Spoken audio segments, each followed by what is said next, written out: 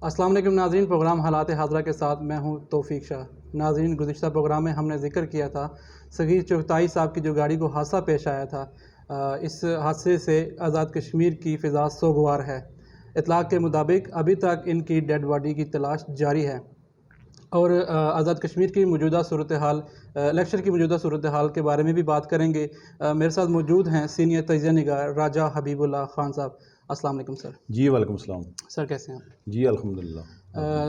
Sir, सबसे पहले तो मैं ये सवाल पूछना चाहूँगा कि सरदार सगीर चुगताई साहब की वफ़ात के बाद हलके में पीटीआई के उम्मीदवार कौन हो सकते हैं? देखें, पहली बात तो ये है कि ये इतना अलमनाक सानिया है कि ज़हन किसी दूसरी तरफ नहीं जाता, लेकिन क्योंकि ये दुनिया है, दुनिया के जो निज़ाम मामूलात हैं वो चलते रहते हैं। सबसे पहले तो हम उनके लिए दुआगो हैं। मेरी ज़ाती तौर पे भी उनसे न्याज़मंदी थी। मैंने असम्बली में भी उन्हें बोलते हुए सुना और उनके जो अल्फाज होते थे और उनकी जो बॉडी लैंग्वेज थी उसका साथ देती थी। वो जो बात करते थे लगता था कि वो दिल से बात करते हैं, इंसानियत से मोहब्बत करने वाले इंसान थे। लेकिन यकीनन एक खला पैदा हो गया उनकी फ़ैमिली के लिए। ये बड़ा एक कर्बनाक टाइम है।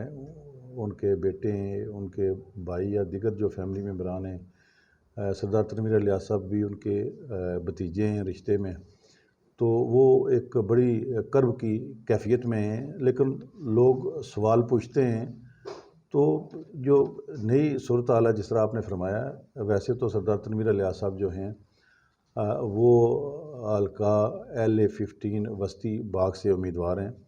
लेकिन चूँकि सरदार सगीर चुगताई साहब मरहूम कहते हुए सच्ची बात है कि कलेजा मुँह को आता है। बड़ी तकलीफ़ होती है, इतनी बड़ी शख्सियत है, इतने उससे बढ़ के बड़े इंसान थे वो। तो उनके भाई जो हैं वो भी सियासत में नहीं हैं, बेटे उनके छोटे हैं।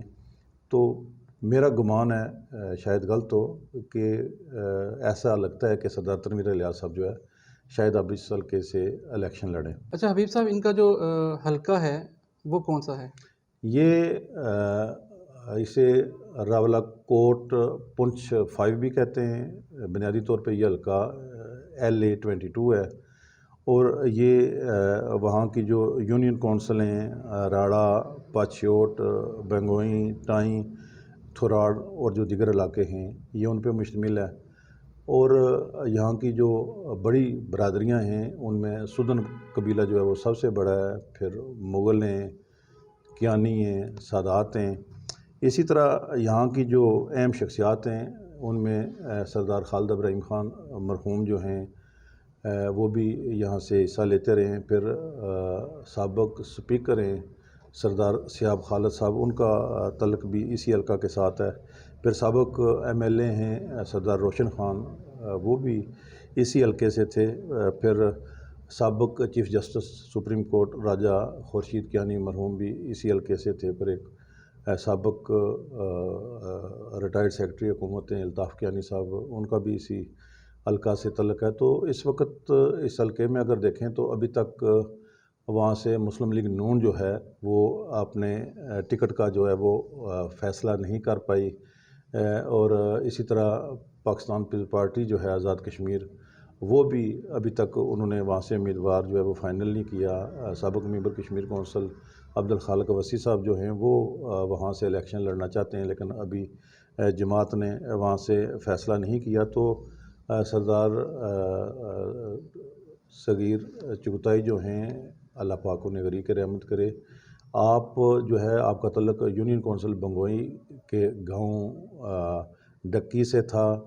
और इसी तरह अगर हम दीगर जमातों का जायज़ा लें तो यहाँ पे सरदार खालिद इब्राहिम के जो बेटे हैं असद इब्राहिम JKPP के, वहाँ से उम्मीदवार हैं। इसी तरह आल जम्मू कश्मीर मुस्लिम कॉन्फ्रेंस के जो हैं सरदार ताहिर अकरम एडवोकेट हैं।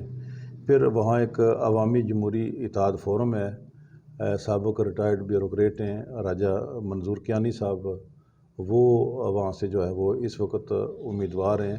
तो जो नई सूरत हाल है इसमें जो है वो PTI, मुस्लिम लीग नून और JKPP के दरमियान जो है ये मुकाबला मतवक्को है। लेकिन یہاں سے جو ہے کیونکہ ویسے بھی بڑی مقبول شخصیت تھے سردار صغیر چغتائی مرحوم، پھر ان کے بھتیجے بھی بڑی فیمس شخصیت ہیں، اور اس سے بڑھ کے یہ کہ ان کے ساتھ تمام ٹرائب جو ہے وہ محبت کرتے تھے، تمام لوگ محبت کرتے تھے، تو ہمدردی کا فیکٹر بھی ہے۔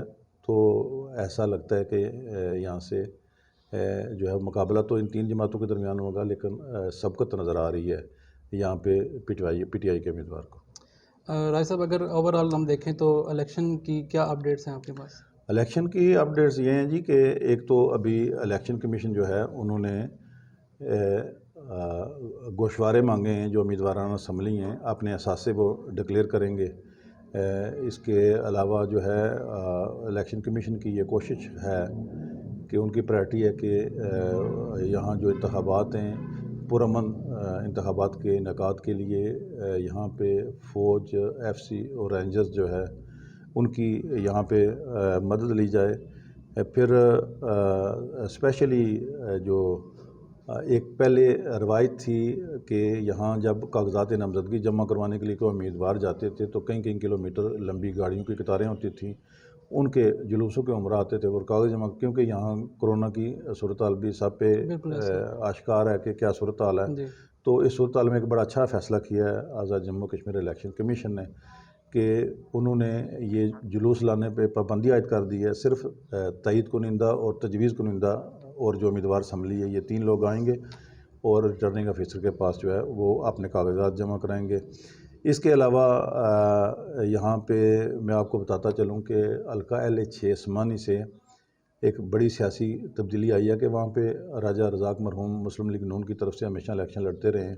ان کے بیٹے ہیں راجہ عدنان رزاق، انہوں نے مسلم لیگ نون کو خیر بات کہہ دی ہے حلقہ سمانی میں، اور وہ آل جموں کشمیر مسلم کانفرنس میں جو ہے وہ شامل ہو گئے ہیں۔